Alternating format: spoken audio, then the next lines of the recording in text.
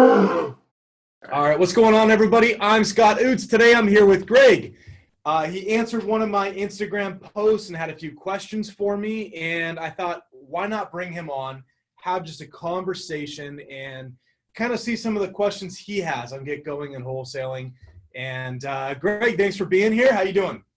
I'm doing good, Scott. How you doing? Good. So, quick thing. So, Greg's been in my office before. We have a mutual friend, our buddy Don Ross. As you can see, he's got his Marine Corps flag in the background. Don also is in the Marine Corps as well. And they both came to my office. We talked for a while. What was that like? Was that last year? I want to say it was November. I was trying to look back on some messages. Yeah, it was a while ago. So you came here, spent probably half a day with us. Then we went to lunch, grabbed some drinks. But, you know, we went through kind of – you were getting started and kind of questions regarding wholesaling and things that you kind of needed help with at that time. But, you know, now it's been potentially 6 months, maybe even 7, and things change so quickly. And especially with, you know, we just went through this big COVID thing or still going through it. So there's a lot of things that have changed throughout that process for everyone's businesses. So I just want to kind of have an open conversation with you today and kind of see what it is that you need help with, questions regarding things in my business that you want me to tell you and help you with. So how's business going for you? Well, since we had that last conversation, I remember talking with Mike and he was telling me, kind of giving me a little bit of guidelines on what to do. I followed those guidelines, and then shortly after that, I kind of stopped. Didn't even watch any videos, took a couple months off, didn't do anything until I'd say this last month. I decided that, with everything going on, jobs, COVID, everything's getting crazy. This is something that I think I need to do. So I kind of dived back in a little bit, watched some of your videos. I appreciate you responding actually to give this opportunity to do something like this. And I pretty much recreated the questions that I had last time, but with a little bit more in-depth questions, because I have gone out. I did Driving for Dollars. I had about an 82 address list. I used your skip tracing leads, so I do have all that data that I got last week. Okay. And then we kind of got to the point where I got the data, I looked at it, I'm like, all right, I don't know what to do with this because there's so much.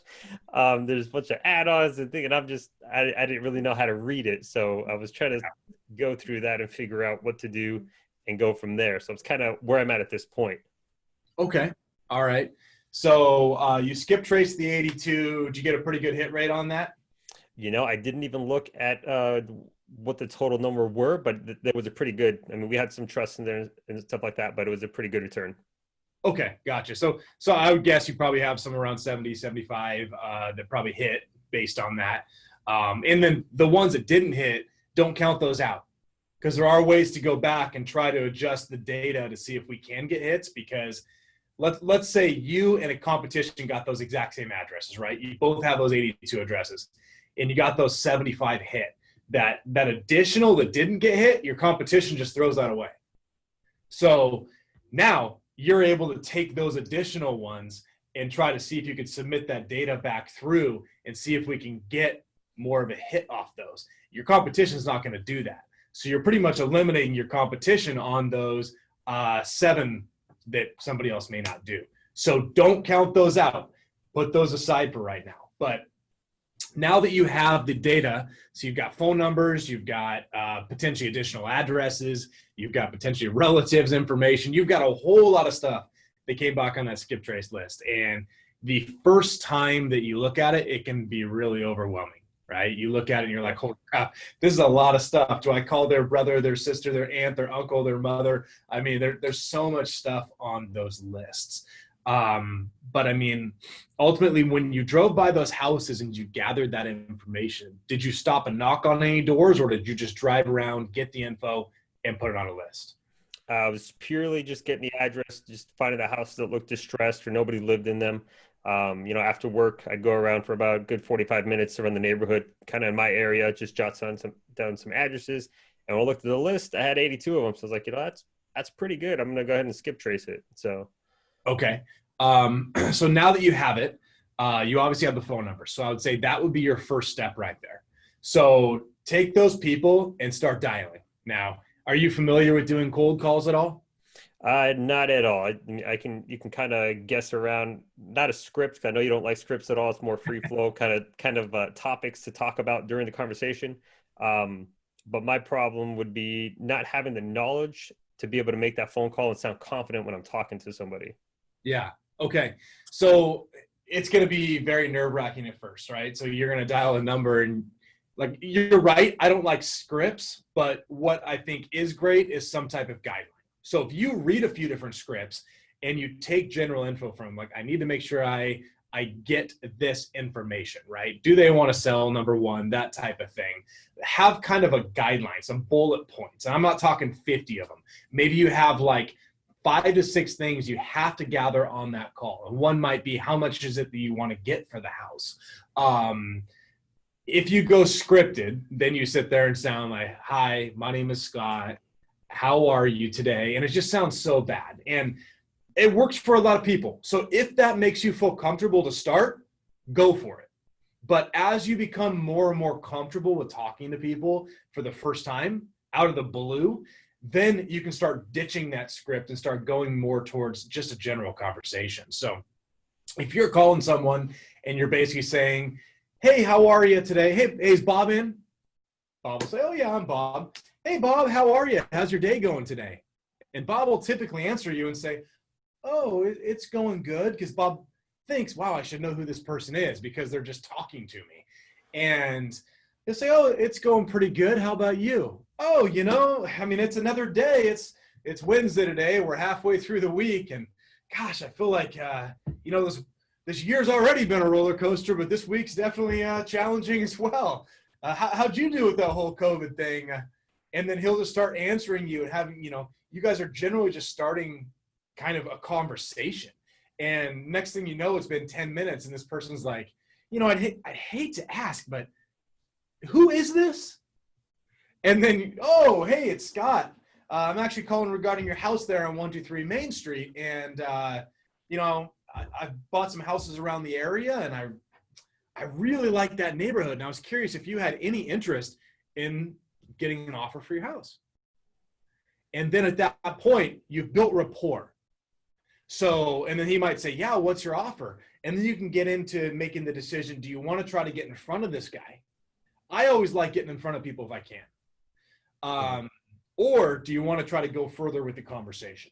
So if you want to go further with the conversation, then you can talk to him and say, well, yeah, I mean, I'd love to give you an offer on that house. I mean, let me tell you a little bit about how I work here. So I buy houses all cash. We can close, as little as 7 days if you want. But I mean, if you need more time, we can work that out.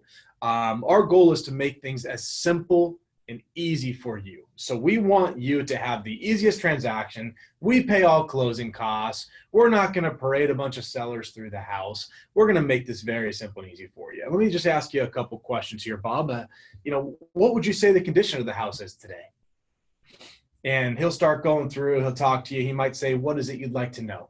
Well, when's the last time anything in the house was remodeled? I mean, it looks like the house was built around, built in the 80s here. It looks like it's a 2-bedroom, 2-bath at 1,400 square feet. And you're just gathering that information from a quick Zillow or Redfin search. So when someone picks up and they're interested, just type in that address on there real quick.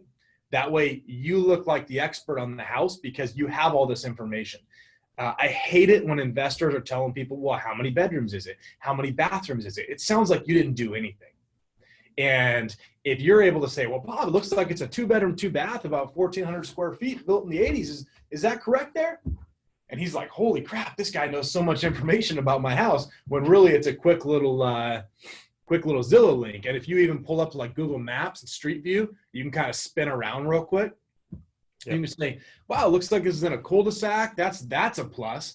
Nice, quiet little neighborhood there. Is that right, Bob? And you can just have those general conversations. Your goal is just to build a rapport. But let's talk about how your first call will probably actually go, right? I mean, the person's probably going to pick up the phone, and the first call you throw out there, you're going to say, hey, how are you today? And they're going to say, who is this? And they're going to turn you off real quick because you're probably going to get that real type A person that just truly doesn't care to talk to you at all. And that probably will happen. So don't let that turn you off, and don't let that stop you from picking up the next call or making that next call, because probably 9 out of 10 of your calls are going to be the way you don't want it to be. They're not going to go perfectly. But you're also learning at what point people lose their patience or don't want to continue to build rapport with you. And then you're going to adjust those approaches going forward. So let's say that you start losing people's interest around the time where you're telling them how your week's been. Because a lot of times they're just asking it because they feel like they have to, but they don't genuinely care. So you're telling them about their week. You're finding that you're consistently losing their attention at that spot. Then you need to go back and start thinking, what could you say differently? Maybe you're talking too much around that time, and you need to just say something quicker and try to keep their attention. So when you hang up a call, at first, analyze each call. I say record it if you can. And if you even download like a little voice recorder app on your phone or something, that way you can go back and listen to it, or even submit a couple of the calls over to me and we'll take a look and kind of see if we can give you some advice on how to make things a little better. But you're going to suck. I mean, I'll be honest, you're going to suck on the first few you make, maybe even the first 10, 15, but you got to get past it. So cold calling is a very cheap way to do things. And if you wanted to take some of those leads and you wanted to send them some letters or a postcard, something like that, you can do that. But of course, all that is money, right? So you have to decide kind of how much you want to spend on it, because you can't just send one letter and then never talk to them again. You have to plan on sending those letters potentially every 4 to 6 weeks, 6 to 8 times. So every 4 to 6 weeks, you're hitting that list until you get those people 6 to 8 times. Now, I might mail those people 50 times for the next 4 years. But I also have a very large marketing budget every month. So it all depends on kind of what your financial situation is and if you want to spend that money on mail. Right. Okay.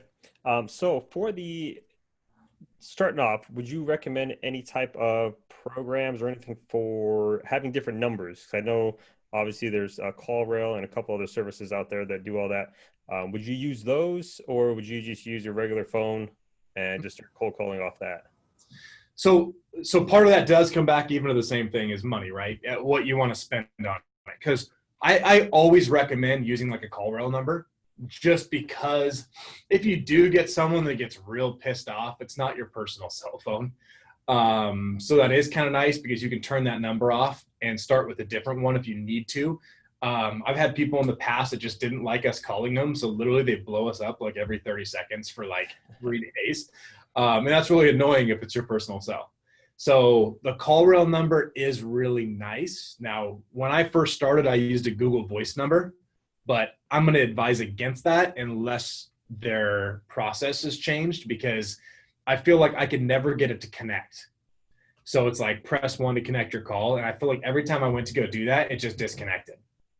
And I feel like I lost a lot of leads around that time. So once I switched to CallRail, I feel like I had a little better grasp on my leads and I was able to pick up more calls.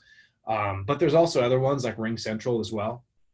So you could look at like Ring Central, CallRail. I mean, don't go sign up for some $500 a month plan. Go look and see what their base plan is. And a lot of times those systems are also going to charge per minute that you're on the phone. So you're typically using that CallRail number for your initial conversation. And that's almost your office line, right? And then you've got your cell phone you can use to continue conversations once somebody becomes a lead. So you're going to pay, per minute for those CallRail systems to start, but then you're going to switch them over to the cell phone once they become a lead in the system. Does that make sense? Okay. Yeah, definitely makes sense. It's very easy to spend a lot of money when you start. And there's so many people, like you listen to a lot of like podcasts and stuff. And I feel like people are always like, sign up for this, and this, and this. And the next thing you know, you're spending like $1,000 a month and you're barely touching these services. So just really be cautious on things you sign up for. CallRail is fantastic. Podio has a free version of Podio as you get started. I don't know if Don's hooked you up because I know he's got beast mode. So if he's got that for you, fantastic. That's going to be way better than that standard Podio version. But for anyone else, that free Podio version is perfect to start. You don't need all the automation. You're just getting started. CallRail's a good one. And then something like PropStream. PropStream will give you quick details on the property, but you don't even need that right now. I mean, if you need data on property right now, don't go sign up for something like that on day one. Just send it to me and I can run the report and send it over to you. I'll help you out with that, just so we don't get you like spending thousands of dollars to start. Let's get your money in first, and then we can get you allocating some of that to systems and stuff like that. So. Okay. Yeah, I definitely learned that from using, I'd used Property Radar in the past and just kind of left it for a couple months, and that's like $80-something a month.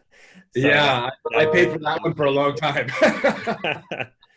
Okay. So I'm running around kind of how this works. So we did the cold calling part. Now you're talking about giving a price out for what you'd pay for the house. How would you gauge the pricing, like an estimator for what the repairs might be? So you can have generic questions on, I know some people ask like, when's the last time the kitchen was updated or the roof, things like that. How would you gauge that as an estimating cost for repairs?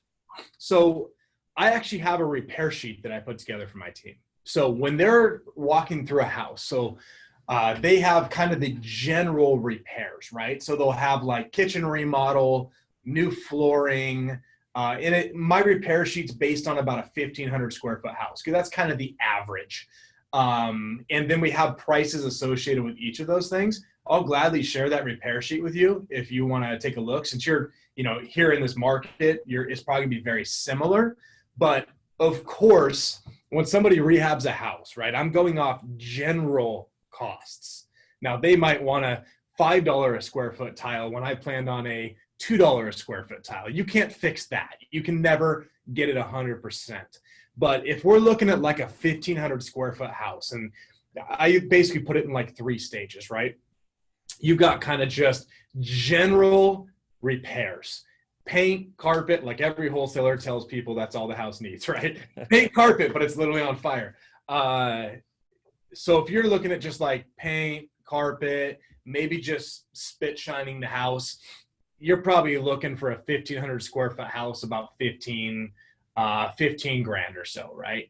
If you're looking for like a mid-level rehab, which means you're actually going through and putting in not just carpet, but like more of like a laminate flooring in some of the areas. You're putting on granite countertops, restaining counters.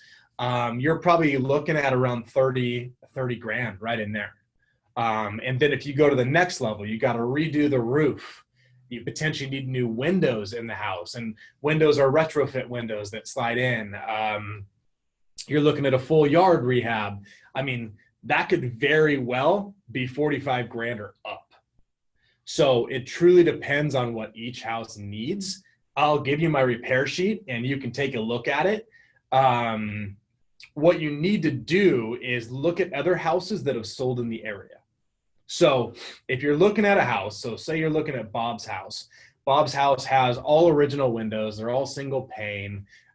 Kitchen, maybe he got new countertops, but the cabinets are still the original ones, because that's what people did for a while, right? They get their granite countertops and they throw it on top of the old cabinets.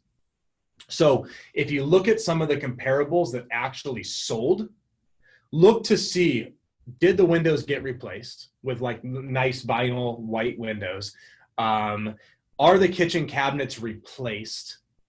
What does the interior look like? Because if you get that house assigned to someone that's going to fix and flip it, most likely the houses that you're looking at that sold are going to be the comps that affect their sale. So that's going to be their comparable property. Mm-hmm. So most likely that buyer that buys from you is going to have to fix the house up to match a lot of those other comparables in order to be able to get that ARV, right? So they have to get that after repair value to match that. Now, if your buyer cuts corners and doesn't put in the full rehab to match the other one, when an appraiser appraises that property, it's most likely not going to come out. If this one sold at $500,000 and it has full rehab and your investor cuts all these corners, his might only appraise for 470, 480. And that might make a big difference when it comes to them actually selling.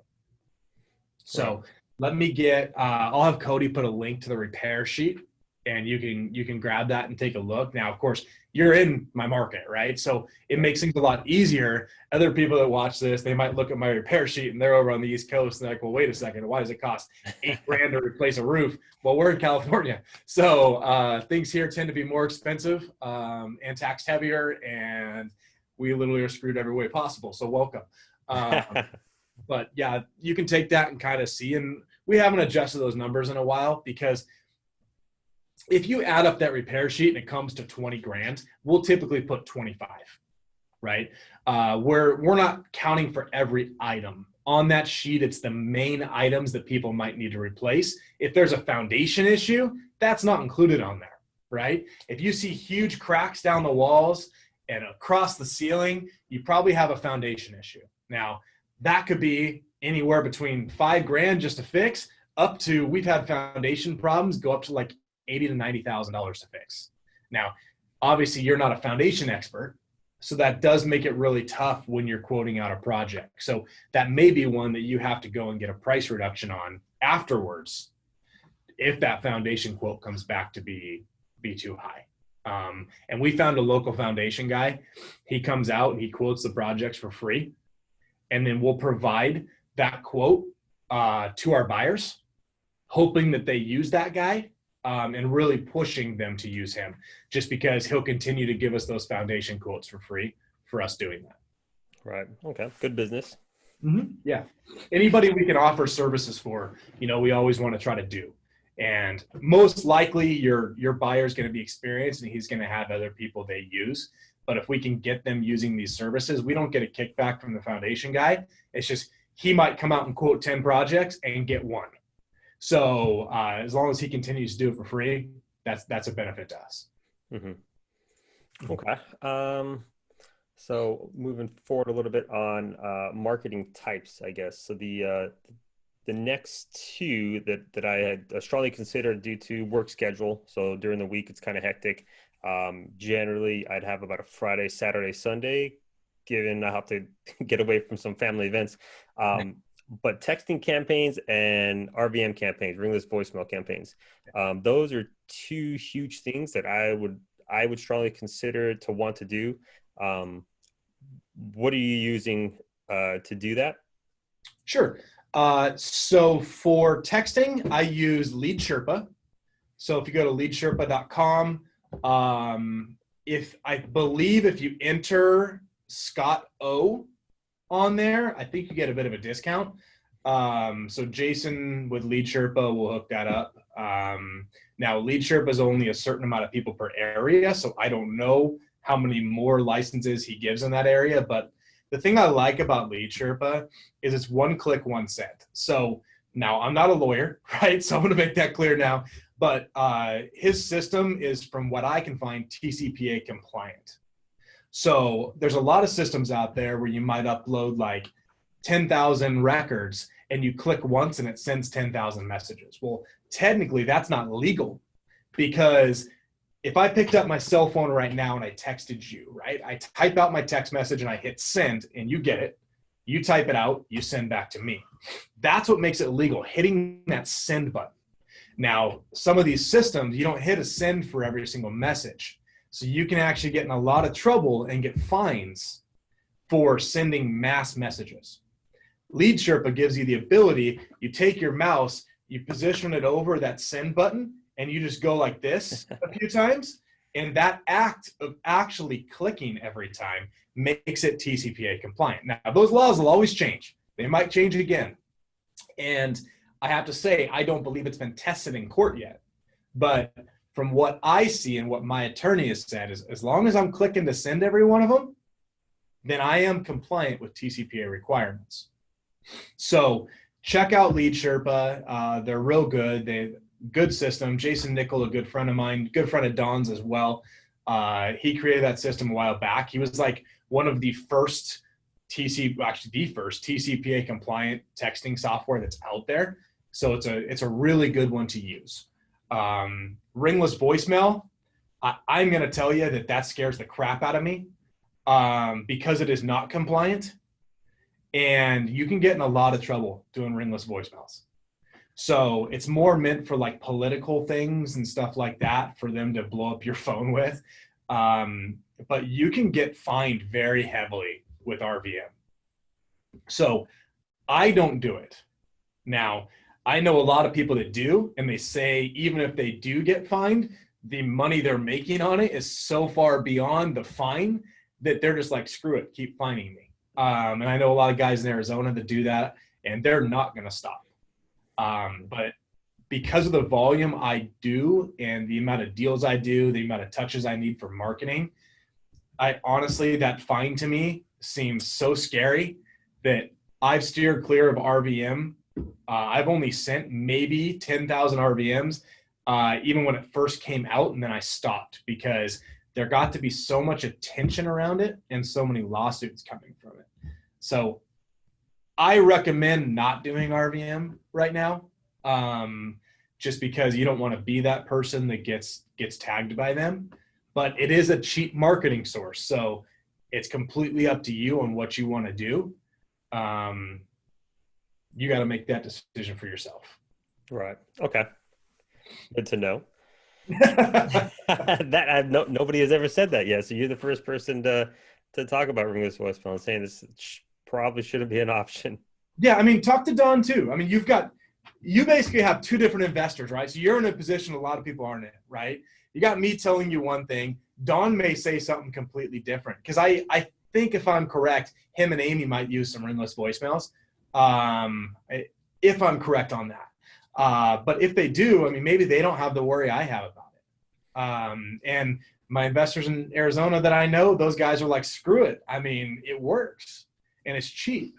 So I don't believe there's a compliant ringless voicemail system out there like there is with text messaging. But I could be wrong on that. If there is, and anyone's watching this and you know the compliant one, tell me so I can tell Greg, because I would love to hear about it. But I don't believe there is one out there at this point. I keep trying to tell Jason with Lead Sherpa to create that. So Jason, if you see this, create the ringless voicemail, compliant one, figure it out, because I don't want to do it, and me and Greg will use it. Exactly. Okay. I mentioned the last time we had met, you kind of drew out a diagram of your breakdown for the money you could use for marketing campaigns. So you were saying, like, if you had $2,000, you break it up into 6 to 8 touches is generally kind of what the rule is. Can you go over that breakdown and kind of what you would fit in, let's say, on either $2,000 or $5,000 breakdown? Yeah. So I mean, ultimately, so one of your questions, obviously, that brought this on was consistency, right? That was one of the things that we talked about a little bit. And most people think that if I go send a direct mail campaign tomorrow, or let's just use direct mail as the example, I send postcards out, right? And I send postcards out to 100 people. If I send it out to 100 people and I don't get the response I feel like I should get, I'll never mail that list again.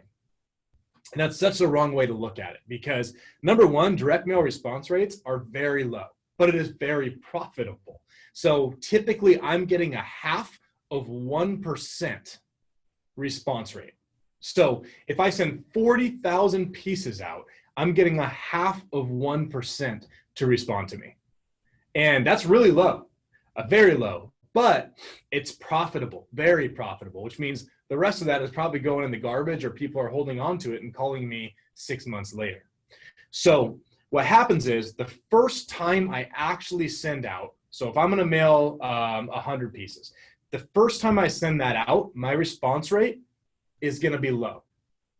Then the second time I send it out, I typically get a little bit larger of a response rate. Third time, a little bit larger. So the third and fourth time is where I start finding that I get a larger return on my investment, because I send the same postcard every time. So people are starting to see repetition from me every 4 to 6 weeks. And as I'm sending that, it's getting in their head, hey, oh my gosh, wow, this company's still reaching out to me. But then on the back end as well, I'm retargeting them through Facebook and the internet and everything like that as well. So my company's just popping up everywhere for them. But the mail piece really gets in their hands, and they start, it's something to touch and feel, and eventually they give us a call. Now, they might just be curious, But what I always recommend, if you're going to mail 100 pieces, plan on mailing that same 100 pieces every 4 to 6 weeks, but plan on mailing it 6 to 8 times. So every 4 to 6 weeks, you're going to mail it until 6 to 8 times. Now, if in fact you get to, say, the 4th mailing and you literally got no calls, trash it. I mean, trash it. Don't keep going with it, because there might be something wrong with your list. But most people stop after list 1. So if you say, okay, let's say it cost me 40 cents a piece to mail a postcard, and I knew that my budget was, say, $5,000, right? So my marketing budget is going to be $5,000, and it cost me 40 cents to mail a postcard. I can mail 12,500 postcards for that price. So then you take that $12,000 to $5,000 and you divide that by, say, 6 mailings. You can mail 2,083 postcards at one time for 6 times. So now your goal is to get deals between there, right? Not just keep making your bank account go down and down. You get a deal on mail 1 or mail 2, and that increases your marketing budget. But this list you're mailing, you might call it Drive for Dollars List 1. And you mail Drive for Dollars List 1 every 6 weeks. But then as you start getting deals, a Drive for Dollars List 2, so you might mail the List 1 on week 1. You might mail List 2 on week 2, but you're mailing each of those every 6 weeks. Does that make sense? Okay. So you're not actually changing the original list. You're doing another list on those weeks between the 6 weeks. Right. Makes sense. Reinvesting in it and hitting different lists. So that's Yeah. good. Is there a way you keep track of your return rates per which list you're sending out? Yeah. So I use InvestorPo, which is just, Don's got his beast mode system. I use InvestorPo, and they actually have all the tracking built in there. So I imagine Don's got some of that probably built into his system as well, where you put your marketing campaign in and it will track the amount of people based on call rail. Because I track each campaign with a different phone number and call rail. So if I have my list 1, Drive for Dollars List 1, in call rail, I'm going to have a Drive for Dollars List 1 phone number. And then every time somebody calls me, it has a whisper message. Drive for Dollars List 1, Drive for Dollars List 1, press 1 to connect, press 1 to connect. Boom, you're talking to the person. So you can go pull a report in call rail on how many people actually called you. And you can also tag it as a lead in call rail as well. So now you've got how many called, how many became leads. And then that should pull into your Podio system, your beast mode system, and you should be able to run a report on all your KPIs. So your key performance indicators on list 1, I had 50 calls, it ended up being 30 leads. Those 30 leads, 20 of them became an appointment, and I got 2 contracts. So now you know how it's all laid out. So when you get started, KPIs are really important, but right now leads are important, right? You got to get leads in. You can spend all day trying to outline all your KPIs before you even really get started, but all you're doing is delaying yourself to get started, right? And that's like everyone that's like, I have to have an LLC set up, I have to have business cards, I have to have a phone number, and then pretty soon they just wasted like 3 months. And then it's like, well, what do you have to show for it? You just spent $5,000 setting everything up, but you have nothing to show for it. So don't overthink the beginning. Pick up the phone, make the calls. Send some mail out if you want to. Get the basics set up, right? Get a phone number set up that people can call you. You can organize the stuff later. You can organize it a month down the road after you have 2 deals under your belt. When I got my first deal, I had no idea what I was doing, right? And most of the people out there didn't, because I didn't spend so much time analyzing before I started marketing and before I started making phone calls that I didn't know what I was doing. When a seller finally said, yeah, okay, great, let's meet. I'm like, oh crap, I have to actually go talk to this person. So I did, and this was a house over in Riverside. And I went and talked to the person, no idea what I was doing. She passed me off to her son.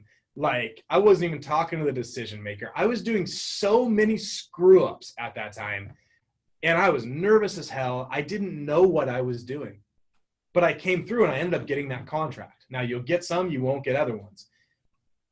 Don't focus so much on all the back end crap. Get in front of people, focus on getting better and making more and more touches. And then as you do that, then focus on the rest of the stuff. Just get out there and start doing it. That's what's going to be so important with how you do things. Just don't focus so much on all that back end crap. And you've probably heard the term analysis paralysis, right? Everyone's like, I have to watch all these YouTube videos. I have to make sure that I know exactly what I'm doing before I get out there. And yeah, YouTube videos are great and they'll teach you a lot. But the thing that you have to realize, you can watch all those YouTube videos, but if you spend, say, 9 a.m. to 7 p.m. watching YouTube videos, you're not going to call a seller at 9 p.m., right? Watch YouTube videos like in the evening. You lay in bed and watch some videos a few times a week for like an hour. And don't let the video watching and your analysis take you away from doing. You got to start doing. And then I can get you some info too. Like Mike and I have the REI Masters. I don't know if you heard about that. Yep. It's our like sales training program. So for doing this, if you want to go to that, I'll give you a free ticket to the event. Oh, wow. You just got to get there. So I can have Cody get you some info, and it's in August. If you can make it work, it'd be cool to have you there. And I know we live close here, but that's going to be a cool room to be in. Now, of course, that all depends on make sure nothing flares up with this COVID stuff that puts us makes us delay again. But if you want to go to that, that ticket's like almost $2,000. I'll give you the ticket. You go, and you're going to learn how to talk to sellers, because we are going to be literally sitting in that room, and we're going to be calling sellers in that room together. If you have leads, you bring the leads, and we will call with you.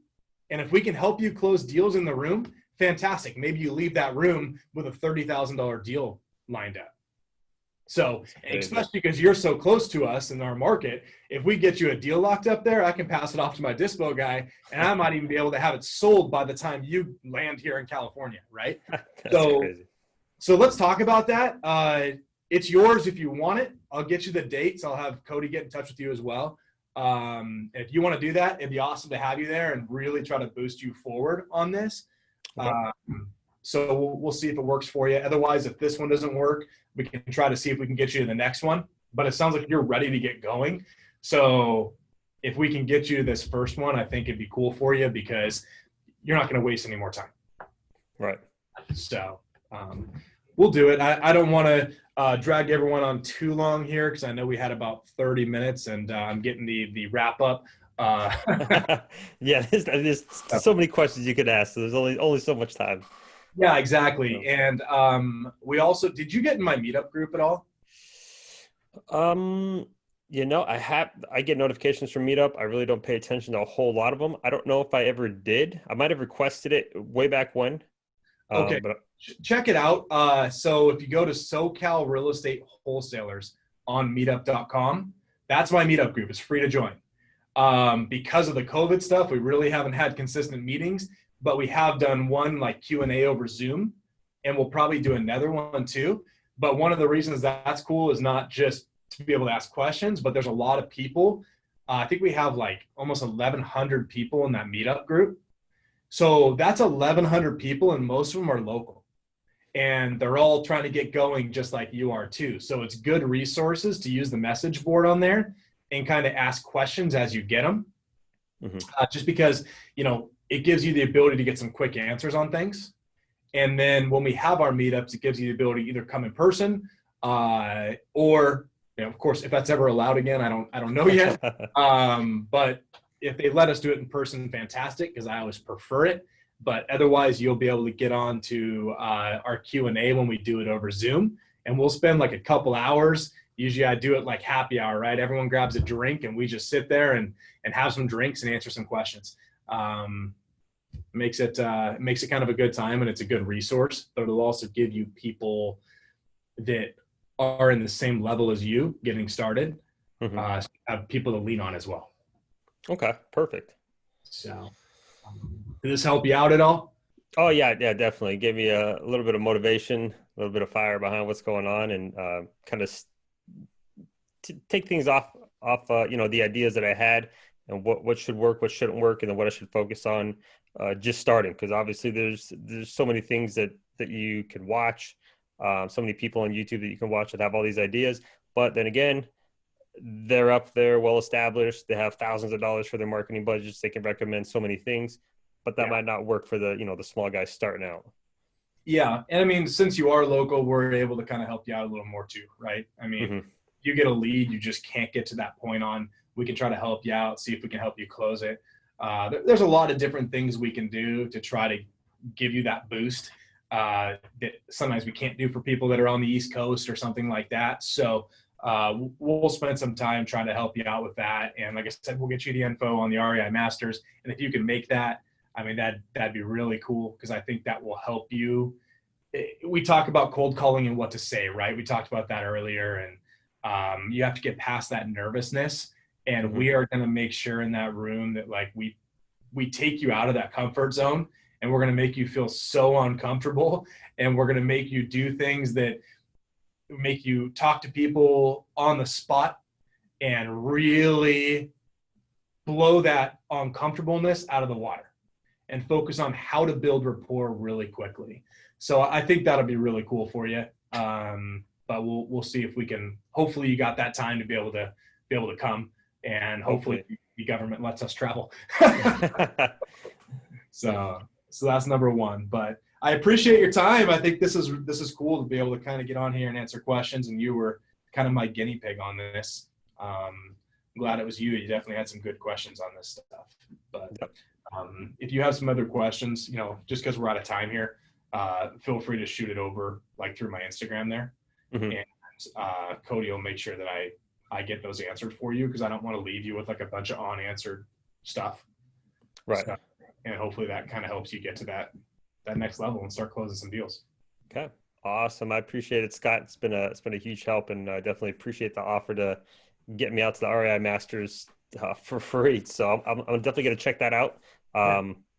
I'm hoping I can get the time, but if not, I mean, I'll definitely let you know and see if we can work something out.